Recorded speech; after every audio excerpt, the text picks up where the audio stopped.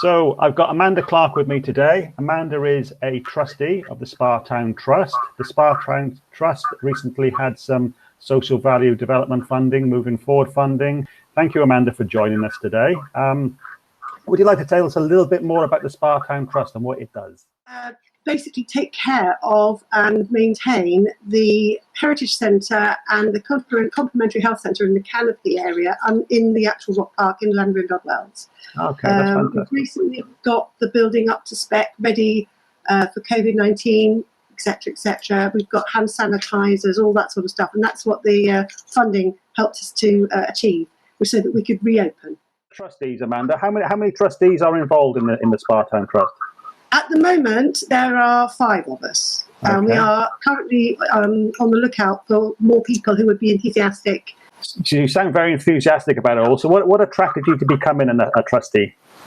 Well, had the pandemic not happened, I wouldn't have even given it a second thought, thinking it's not for me. It's for retired people, it's for middle-aged people.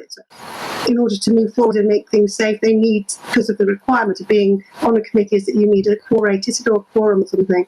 They didn't have that. So I joined, and I'm really glad I did. We made the decisions. It's the decision-making process which, you wade through all the pros and cons, but it was that part, being a part of that process and seeing how that actually developed and get into real time and seeing the difference. And now the building looks fantastic.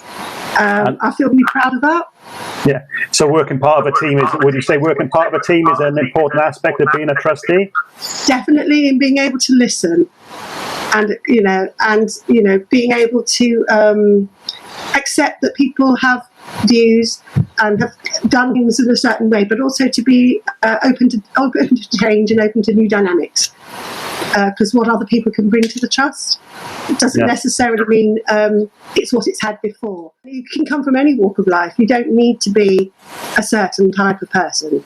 You just got to want to help your community, really. I think there's a part of it. But I think with the pandemic, it really has helped people focus on that. And so this has helped me do something and feel like I am participating in this in the community, even though I can't perform for people, I can't do my job, what my job was. I'm able to perform an aid service, if you like, by helping at the centre. So that's what you're getting out of being a trustee then, is the fact that you're contributing, you feel that you're making a difference. Yeah, and actually a positive difference for other people's well-being, because by having the centre open, other people who've got anxiety, back pains or whatever there is on offer, as we've got a chiropodist, we had a chiropodist, we've got a physiotherapist, and there's counselling, there's all different types of alternative therapies available there. Yeah.